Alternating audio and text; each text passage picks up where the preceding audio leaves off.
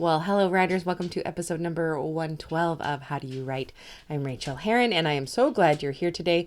Today, we are talking to the amazing Tasha L. Harrison, and it was such a flippin' treat to talk to her. I often get just the best people to interview, don't I? I am so lucky that way. And I really connected with her. I love what she says about writing, and we connect over a couple of other things that was super fun. And I'm her newest, biggest fan. I know you will be too. I'm going to keep this intro short because I'm fighting that bug that's going around, or one of them anyway. I haven't gotten my flu shot yet, but I will, although I know it is late to do so. Don't at me. Get your flu shot. But what else is going on around here besides being sick? Well, being sick is because I went to an awesome Christmas holiday party, and I went at one of our good friends' houses, and the whole place was run amok with kids. Kids everywhere, little ones, just like hip height everywhere. And I don't know how you parents do it. Those are little petri dishes, and if I even look at a kid, I get sick. So you guys are amazing. Although I do like them. And what else? I did something kind of cool this week. I signed up for a co-working space. It's a community co-working space, so it's cheaper than the $200 to $400 co-working spaces that are plentiful in Oakland. This one is just $50 a month, and I can go a couple times a week. And I went on Monday for the first time because I had to record a podcast, and there was work being done at the house, so I couldn't do it inside the house, and it was really great. I'm looking forward to using that space. I started off at the $50 a month level, just to see if I use it. If I don't use it, I'll immediately cancel it. But there is something nice about being in a space where everybody is working, that is not a library or a cafe, and a place where I can get up and leave my computer on the table and go to the bathroom and make another cup of tea. That is reassuring. I really like that. So we'll see how that goes. Otherwise, I'm working on page proofs for the thriller, and I need to enter the copy edits for The Last Romance, TM, and get that up there. But I'm really not doing much of anything this week. Classes are coming to an end. The memoir class at Stanford is over, and my novel class at Berkeley is almost over. It's over on Tuesday. And of course, that's why I'm getting sick. I've been doing a little bit too much, as is sometimes my want. So for the last 2 days, I've been lying in bed watching reality television. And when I say reality television, I mean The Real Housewives, because there's really nothing else like it to turn your brain off, is to watch the inanity of these women. I'm a little embarrassed to admit it, but yes, Real Housewives of New York is my jam when I'm sick. So that's what I've been doing. I hope that you've been having a wonderful time. Thank you to all patrons over at patreon.com/Rachel. Thank you to new patrons, Ariana Grace, Ishani Sen, Rosa Quinones, and at the level that gets her a half hour of coaching with me every month, welcome to Willow Woo. So I got the best names this week. So that's pretty freaking awesome. If you ever want to just have a monthly coaching, kick your butt cheerleading session with me once a month, you could do that over at patreon.com/Rachel. Thank you to everyone who supports me and helps me write these essays. The Replenish book is done, and people really liked the last essay in that book. And the next book, I think, is going to be on addiction and recovery. So if you're interested in any of that kind of recovery for the normal mortal, go over and sign up. See what I do over there. It's pretty fun. And I really, really, really appreciate it. So on that note, please enjoy this interview with Tasha L. Harrison. I know that I had a fantastic time. I hope that you do too. I hope you're not getting sick. I hope you're getting some of your writing done. And please come over to howdoyourwrite.net and tell me how you are, what you're doing, what you're up to, and how the writing is going. Happy writing to you. All right. Well, I could not be more excited today to welcome to the show Tasha L. Harrison. Hi, Tasha. Hi. Hi. Thanks so much for being here today. This is such a treat for me. Let me give you a little introduction. Tasha L. Harrison is a romance and erotica author, freelance editor, and creative entrepreneur who is dedicated to helping new and aspiring word makers become authors. And we were just talking before the show. I heard you on Carolyn Donahue's show, The Secret Library, and you guys were nerding out, and Yeah. I was also just nerding out in my car. I couldn't even bear it. So I immediately came and contacted you to see if you'd be on my show. And the reason for that is you guys talked a lot about process. And this is a show about process because I'm a nerd about process. I'm always looking for the secret bullet, the magic bullet that will make writing easier. And I know that there is no such thing. And I love people Right. who are not, I love everybody who talks about their writing path, but I really enjoy people who talk about the writing path and they don't take it, they don't make it precious, and magical and Yeah. mystical. So can you talk about your process, how that works? Well, my first book, I pantsed it. It was crap. It was 120,000 words of crap. And I spent 4 years after that tearing it apart, learning how, what's story structure, what's plot progression, what's all this stuff. And now I've kind of arrived at a point where my actual process starts with I have to know the beginning, I have to know the end, and I have to know the black moment, like where the conflict peaks. If I know those three things, I probably can wing it for a while. Um, Most of the time, I'll try to write the first act before I, really get those down and solid. I'm like, okay, this is definitely the end. This is definitely the black moment. But that's the way I like to start. But I also do like to plan. Most of my planning is character development. I feel like I need to know everything Me about too. everything. Like, what did you eat your boogers when you were a kid? Like, what type of person are you? Like, I need to know everything there is to know about the characters. And once I feel like I know that, then I can throw anything at them. Even if my mind concocts some crazy scenario in the middle of the night, and I wake up in the middle of the night and on my Scrivener for iOS.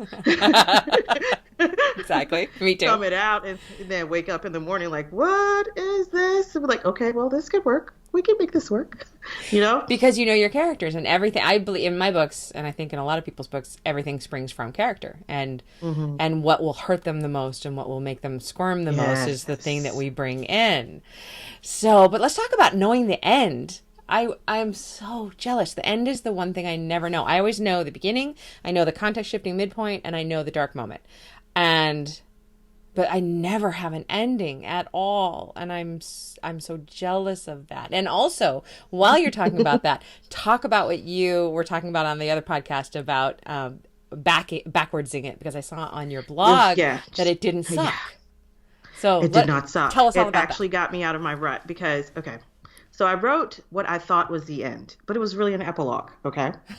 So for months, I've been trying to figure out, like, what is the ending to this freaking book?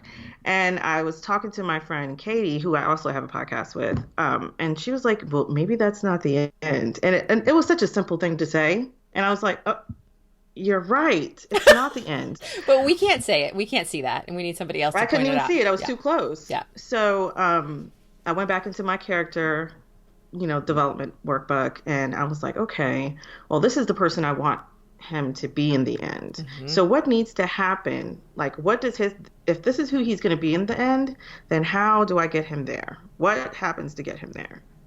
So I write that. It was like, okay, I wrote how I want him to be in the end. And then from there, I was like, okay, so this is an actual scene. I'm mentioning things that I don't even know what happened. Like, I guess these things happened. I was like, okay, so I have kind of a framework. And then I worked back and the next chapter started. The next chapter, using that last chapter as kind of like a framework for the one before it. Was this And then revision to what you'd already written, or is No. this is original work? this is all words. And This is how all- far had you written in the book before you did this? I was all the way, I wrote all the way up to the conflict. So I've written Okay. the conflict. Okay. And I didn't like, I was just stuck after that. I was like, okay, so there's a super sappy, happy ending because I write romance. I was like, oh, this is a really gooey ending. This conflict is horrible. How do I can't make these connect. I Oh, can't make that's it make great. sense. So that's what I did. Like I backed it up. And once I did that, opened everything up. And I think a lot of times in talking to other authors, people think just because you read it, like Caroline was saying, from like from the beginning to the end, you think you have to write it that way. I've never been that kind of writer. I've never written in a straight line. I will open up something like, oh, what looks good to me today? Oh, I like this one, and I'll write it. And then piece it all together afterwards, which is why I like Scrivener. Yeah. But I just couldn't make it work. But then, like, right after, I was like, I can wait until NaNoWriMo. And I'm like, no, I can't. I'm going to do it now. And after, like, right after we hopped off the call, like, I wrote that last chapter, and then I wrote the one before. I was like, this is going to work. This is so crazy. It's going to work. So now that book is in revision. That's super exciting. That is super, super exciting. Because what I always do is I write up to the dark moment, and then for every single book, and I write in multiple genres, including romance, which I love, which is getting harder for me to write. But that's neither here nor there. I write up to the dark moment, and then I get so stuck. I usually bash my head against the wall for like, a week or two. And then I remember that this is my process, and I go back to the beginning and revise all the way up to then. And then I usually find out something. And I know I preach, don't revise as you go. That's what I believe in. But sometimes when you get to that point, when you're trying to figure out what is happening here, it does help you to go back and read what you've already written. But one other thing I want to suggest, if you're not a journaler, like if you don't have a writing journal. I do not have a writing journal. I have a normal journal. Yeah, just have a writing journal. Oh, you need just a writing journal. I just feel like you just blew my mind with an obvious thing that I should have. I have all the other journals. Yeah. I'm a journal and a planner. I have a problem with paper. It's an issue. It might be an addiction. But I have a journal that I keep separate just for that writing that particular project. Like I'll start it. Matter of fact, my computer's sitting on it. If I had it, I'll show you now. But so I'll start a journal just for that, and I'll do all my character development in there, and I will daily, like after I finish what I'm writing, write down, did I accomplish before I start the scene, this is what needs to happen in this scene. This is who's going to be in this scene, and leave it at that. Then come back later in the day after I've already written it and said, well, did I accomplish what I wanted to accomplish in this scene? How do I feel about what I wrote today? How do I feel about writing today? Did I hate it? That sort of thing. And that has helped me nail down my process more than anything else. Just keeping, it's kind of like a habit tracker for like all your emotional crap that you go through when you're writing, because every time you go through it, it's like, oh my God, I'm going to die. I hate this book. I want to kill myself. Burn it all. It's like, and then it takes you a couple of weeks and you're like, wait a minute, I do this every time. But if you, literally, textbook, it never changes. Textbook every time. Same amount of words, same, same point, same act. I can get it like down to the page number. I'm like, I'm coming up on to page 215. Here comes the crazies. I can't stop it. It happens every time. But at least I know it's coming, and I'm trying to figure out a way to get beyond it. I think that knowing your process is a way for you to hack your anxiety around stuff like that. So that's absolute genius. My wife she's my habit tracker. She's like, I'll say this is the worst book that has ever, ever, ever been written. And she's like, well, I think you got another 40 pages of that, and we're almost done. Exactly. She's the one who knows, because we lose track of it when we're in the middle of that forest. And I'm going to start doing that immediately. And this is like episode 111 or something like that. And nobody's ever mentioned that before. So I'm immediately, maybe that's my magic bullet that I've been looking for. Maybe that's your bullet. Because I'm an addictive journaler. Like I write down everything. I journal how much I ate today. Did I sweat a lot today? Like, what was that about? You know what I mean? Like, I counted up. I've written over 100,000 words in my journal just this year. Just this damn year. Just of crap. I've gone through 3 composition books. Oh my God. Like the regular ones. I stopped buying the cutesy ones because, like, no, I'm not going to spend $15 on a Moleskine when I know I'm going to be done it in a week. No, I need just a regular old college rule composition book, and I write my feelings down in that. I like a spiral bound. I like a cheapo spiral. I also like the Midori, though. The Midori Traveler's Journal. I have gone down that route. So So what I did, because I love those, but I don't like keeping everything separate. Like I don't like to have like a separate traveler's journal for just my writing, a separate for just my planning. Right. So what do So I you just got do? bigger. I got a bigger composition size one from Chick Sparrow. I can put that in there. I put like a composition size planner in there. All my crap's in there, girl. Wait, explain this to me in more detail because I don't know what Chick Sparrow is. So you keep Okay, so it's the a traveler's notebook like that, right? Like it has the uh-huh. rubber bands in there and you can Uh-huh. put different notebooks in. So instead of me having like just a separate little cutesy thing for my composition books because they get beat up, they have the paper cover, you have to cover them. Right.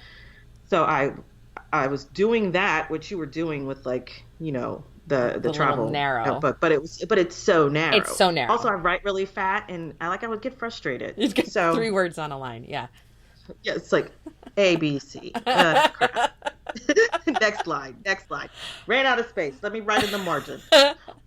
So that started getting really annoying to me. So I was like, I need a bigger one. And then I went up to an A5 size, which was good because that's like the size of a regular, like a regular Moleskine Uh-huh. notebook, their large one. I was like, nope, I need it bigger. I need it bigger. So they have a composition size one, and you can get it with all the bells and whistles. They have pockets, Stop it. Ah, pen holders, like all of that like that I'm stuff that you do dying. that you Yes. need for it. But it's like this thick. But everything is in there. Everything is in there. So you Not have your normal journal, you have your writer's journal. What else? What other kind of journals do you my have in there? planner. Your My planner. planner. Yeah, yeah. But Okay. you can get them. They hold as many as 6.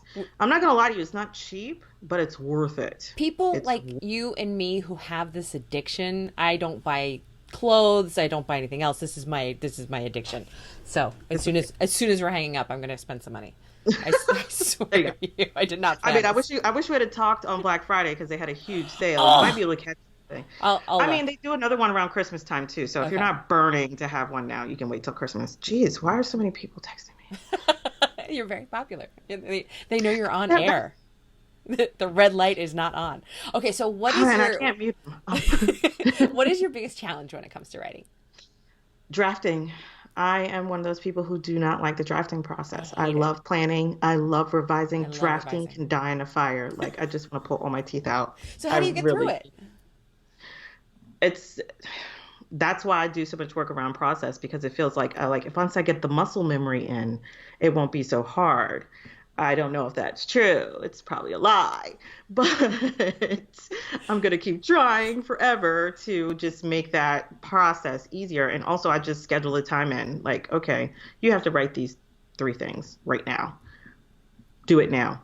If it's crap, that's fine. Revision, that's what revision is for. Perfect. Yeah, Get the words in, close the document. You really just, I really, that's the only way I can do it. that's the only way And I half the can time too. when I'm thinking that I just wrote 2,000 words of crap. And then when I go back and revise, I'm like, ooh, girl, this is Because good. Who wrote because I was just telling a class I'm teaching last night. I really believe that our voice is our voice is our voice is our voice. And the days that I feel like I am the worst writer in the world are probably I'm probably like this much less good than I normally am. And the days that I am the best writer that's ever lived, I'm this much better than I usually am. It's always pretty much on this steady line. Rachel writes like this. You, Tasha, write like this. And when we go back, we can't tell what the bad days were. Nope. Yeah, Nope. it's Well, unless I look at my journal. But I'm starting the journal thing tomorrow. You're blowing my mind. Tomorrow. What is your biggest joy when it comes to writing? having written, I like the part where, and this is, you were not supposed to talk about this part, but I like the part where I know that other people have read my book.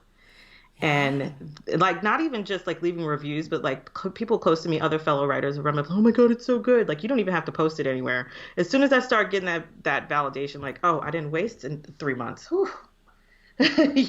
Yeah. That feels good. And I don't know. I just love writing. I love working with other writers. My life right now is pretty much all about writing. Like I grew up to be the nerd that I was in high school. Like I read books, I write books, I help other people write books. That's pretty much my life. That's what I Uh, do. Isn't it feel like the dream come true?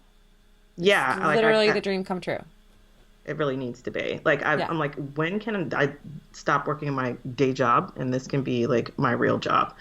But yeah, just having that community, which was so hard to find when you were a kid, like just be so easy now. Like, well, social media makes everything easy. You follow a hashtag, you find a friend. I know. So that's probably my joy, just being able to have like such a concentrated life that's focused on writing. It's like my favorite thing ever. I love that. I love knowing that my best friends in the world, like Writers. heart friends, they're writers. They know every single thing that, and writers always want to talk about writing. And when we talk to people who are not writers, the back of our head is still thinking about writing 100% of the time. The only time that we're really happy is when we're Mhm. writing, we're talking about writing, right?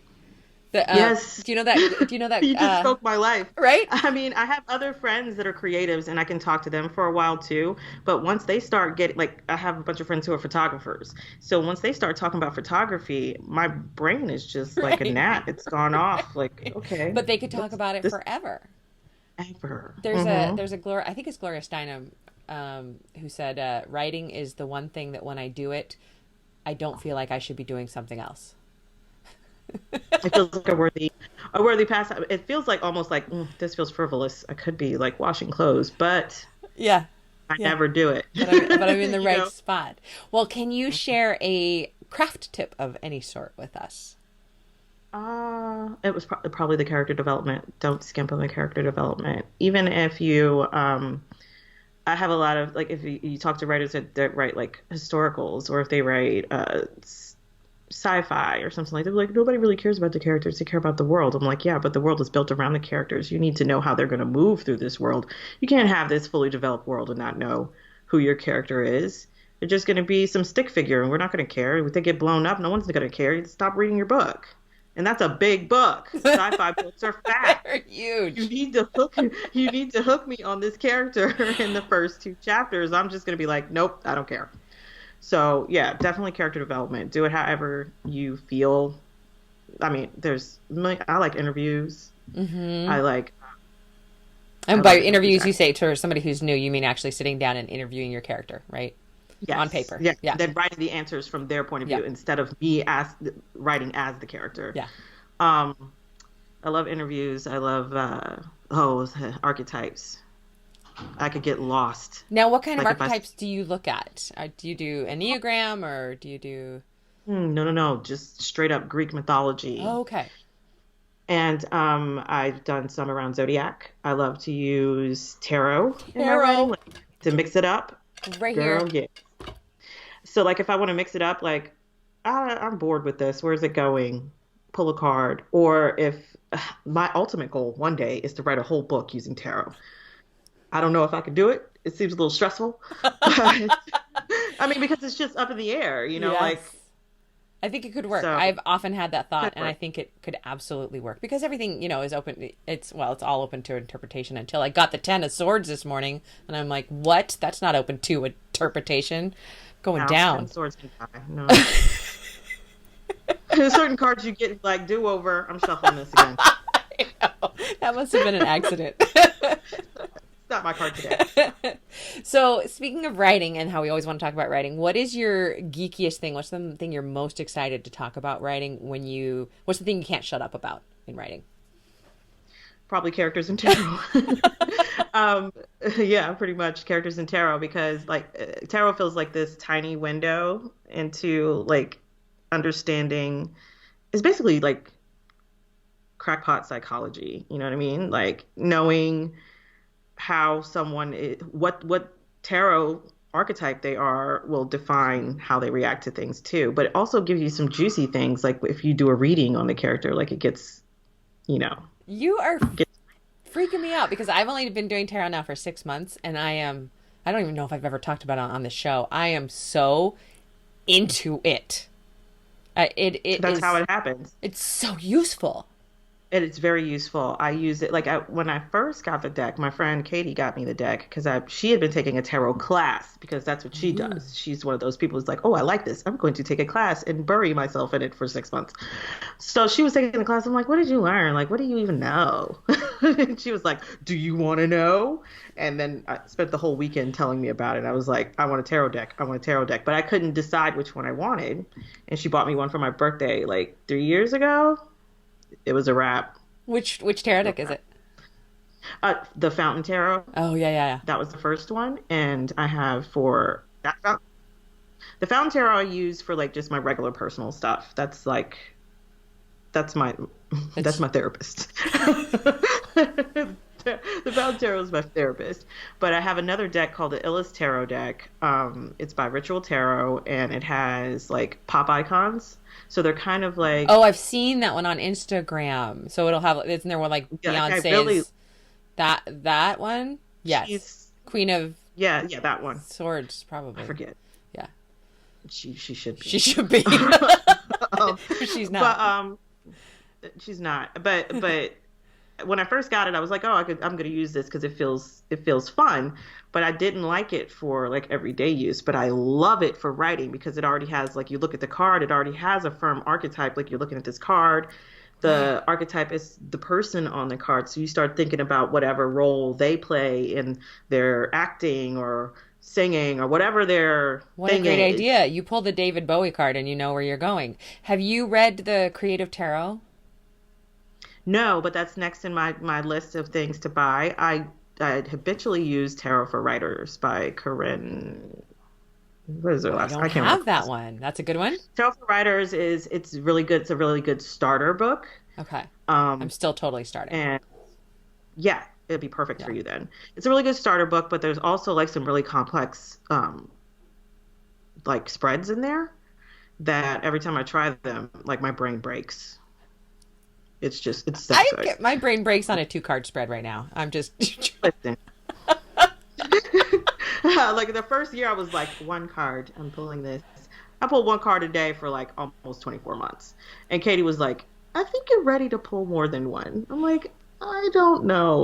Well, I was just so wrapped up in trying to memorize what they were. yeah. Yeah. And I had to get past that. Like, okay, just think intuitively. Like, you already know enough about this. Just use your intuition. And it And got easier after that. But and for the people who are listening and are freaking out because they have no idea what tarot is, it can be used for divination, but the way I prefer to use it is really a, for a, creative. a walkway into my subconscious that I don't know what my subconscious feels. Girl, I like that. Right? Because as soon as I see the card, I suddenly know what I think about the situation, but I did not know it 32 seconds ago. And it's truth, and you can And feel it's true. by the way, that's how tarot works when you go to see a tarot reader as well. Really. Because if you're a person who's open, you know, I think you have and to be you're open. you're Yeah. sitting across, this is, yeah, like, you have to be open to it. And even if you're just kind of open and a little bit skeptical, you're still going to get that reading. The reader is going to be like, so you don't believe in this shit. Right, right. And now I'm about to make you believe, that sort of thing. Um, but yeah, definitely, like, it just kind of breaks down that wall, Yeah. like, that you keep. And I want to call that reason and logic. Like, there's a wall that's just like, no, this is not reasonable. No one would logically do these things. And you Yes. keep bumping up against that. And Yes. then you see the card and you're like, well, that makes total sense. you know? That's what broke me down. Was a good friend of mine is an incredibly skilled tarot reader, and I didn't believe it, but I was open. I was like, well, just show me what this can do. Show me what it can do. And she did, and I and I was like, oh no, it works, because every single It's thing true. she laid down and explained, and she knows me well enough that she could also see, like, this is, nobody else could get this card but you right now, and next to these cards, this is your life and this is what you're working on. So it's Right. really cool. If It's people the are best. listening, there is a writer named Angie Green who wrote the Simple Tarot, or who created the Simple Tarot, which is a really good tarot deck to start with. It actually has the keywords written on. The little explanation book is super simple, Yeah, yeah. and I Oh, really wow. love it. Yeah, it was a Kickstarter, and I think it's just available now. So I highly recommend. That's how I got Also, into the Kool-Aid. Caroline does a writing with tarot course. Oh, Caroline of Secret Library Podcast. She does a writing with tarot course. Yes, and it's excellent. you've taken it. Okay, then I'm gonna have to. No, but I've seen all the back end stuff, and I'm just like, oh, this is so dope. you know. Yeah, Cool. but she does do that, and like, the class goes along the path of the writer, so it's like it's teaching you about tarot and who you are as a writer, as well as telling you how to read tarot for your story. So it's like it's 2 courses in one. That's so cool. I'm going to go there after I go to the planner site. spend It's Chick Sparrow. all my Chick Sparrow. That's right. That's right. Look, make the Oh my gosh. So that was very exciting to talk about. Thank you. I got to come down now. What is the best book you've read recently, and why did you love it? I'm really into Alyssa Cole's I love Reluctant her. Royals, Yes. her Reluctant Loyals. Oh my God, I'm so into those because, well, she's a friend, first of all, but also like she does historical so well, and then to see her do a contemporary spin on it, Wasn't that and I'm fun? usually not. Yes, it's so fun, and I'm usually like, I don't get this, like, I don't know how this could work in real life. Like yes, it can work in a Hallmark movie, but I don't know if I want to read a book on it. But she told when she was just batting around the idea for Princess in Theory, I was like, this is so good. This is so good. And then I read the book and I was dying. Did you see she just Total made the fan. notables book list for 2018? Yes, Like yes. up there with all. Romance. A Yes. romance. writer. In Um, that list, I was so ready for that, and she I mean, deserves and it. then with two, two black cover, a romance Yes. writer. I mean, she just broke so many barriers that I know her DMs were like crazy. Yep, I Because was I was like, DMing her. oh my God. This is so amazing. I mean, and then she's just an excellent writer and just like a really sweet person. She's always, when I wrote my first book, she was the one who really bigged it up. Like anytime somebody put a microphone in front of her face, she was like, "You got to read In Her Closet by Tasha L. Harrison. It's so good." Blah blah blah. She did it for like a year. She didn't have to do that. You know what I mean? So Ugh, ugh, yeah. yeah, yeah, yes. Okay, I'm so glad that you mentioned that. That's perfect. What would you like to tell us about right now? Where can we find you and tell us about your latest book? Well, my latest book is going to be the second in the duet, called The Truth Duet. The first was The Truth of Things, and the second book is The Way Things Are. It's a cop romance, but it's not the traditional cop romance. It's not like he wants to be a superhero, but the world is working against him in that way. Um, but super sweet. Like it's like the sappiest shit I've ever written. Yay. Like they really don't have any conflicts between them. Like mostly the conflict is the world. Yeah, You know what I mean? That I've written them into. that I've also sounds recently nice. published. Yeah, it's like if you're gonna because the center of the conflict is police brutality, and it's not like based on a race thing. It's just police brutality across the board, which I'm really proud of myself because I wrote that book and I did not say anything about white anything. I was surprised by myself. Uh, I would I have mean, like it was supported hard you in work. doing it. Yes. Because I didn't want people to be like, oh, this is just, this is her bashing white cops. I was like, no, I'm just bashing the system. The system itself is broken. And I wanted to have a conversation about it. Like I needed to make it make sense, which I didn't really succeed in. But I feel like at the end of this book too, I have rewritten a happy ending in a way that makes sense for me in this world, like where to start off, like a jumping Mm, off. Um, I also recently published my basic character creation workbook, I which saw is that. 76 pages of how to learn everything you need to fucking know about your character. So, listeners, if you have been thinking about what Tasha is saying in here and wondering how she does her characters, that is for you to pick up today. It's $14. That's super cheap. I don't know what to tell you. If you can't spring for the $14, then I don't know. I mean, everybody keeps telling me this is too cheap. I'm like, look, I don't want price to be a barrier. I just want Yeah. people to have this information Yeah. because I'm a freelance editor as well, and these are things that I come up against when I'm editing books for people. Like whenever I tell people I found a hole in their plot, they're like, "How did you see that?" I was like, "Oh, because your character development doesn't make any sense. This is why it doesn't make any sense. It's Mm. always easy for me. Like they think it's a superpower that I know this. I'm like, oh my God, how do you know this? I just know what characters are supposed to do. Tell us And if you do, tell us the title of the go book ahead. again. Sorry. The Basic Character Creation Workbook is the longest title ever. But it's very SEO friendly. Like that's what Mhm. people are looking That's for. why I made it so long. It's like, I need a character workbook. I need a basic character workbook. That's fabulous. That is So so those are the good. two things that I'm pimping right now. You can find all of that at tashalharrison.com. Perfect.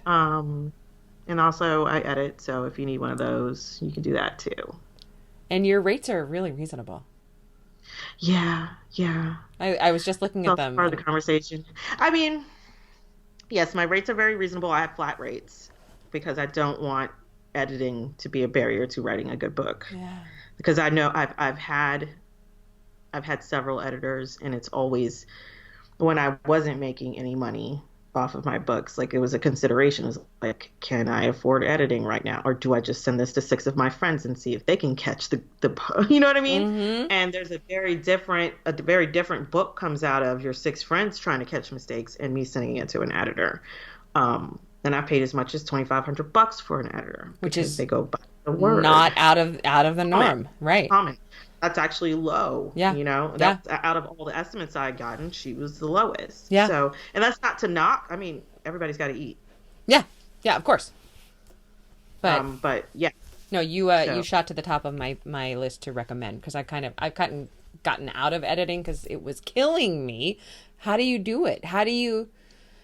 I teach and I coach, but editing for some reason takes a lot of energy away from my own writing. How do you it does. maintain that? Time blocking. Yeah, Time blocking. I have to.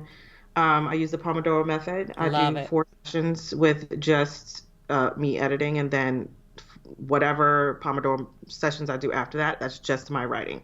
And at first, I was afraid to limit it to just 4 sessions because I'm like, I'm not going to get it done, but I do. You do. Okay. And you're doing the traditional Pomodoro 25-minute. hmm Oh, 25 minutes on, 5 minutes off. okay. Because I'm very good when I have a timer going. It's like headphones on, timer going, spa music in my head. Like I Yep. can't even listen to words. Like I No, just me need neither. I need Tibetan bowls. Just knock on some bowls, some singing bowls for 25 minutes and I can get this done. No, seriously, that's I mean, I've and I never say tried the to a lot singing of bowls. it's like a meditation thing. You know what I Yeah. mean? That's what it feels like. I'm dropping down into meditation so I can Yeah. just get it done. And then the timer goes off, I get up, I stretch, I drink water, come back, do it again. You're so That's the only way cool. to do it. Oh, no, I I'm like not. you so much. This has been so devastatingly fun to record in ways that I did not even predict. Blow your mind. And now I have to hang up with you so I can go shop. So, Tasha, thank you so much for being here. It Thank really you so much means the for world, and inviting this me. was so wonderful. So, Thank you. have a Thank good you. night in your hometown. You've already reached wine o'clock, and I approve. So, Yes, it's 1 o'clock. all right, Tasha, thank you. We'll talk All soon. right. Okay, Bye bye. bye.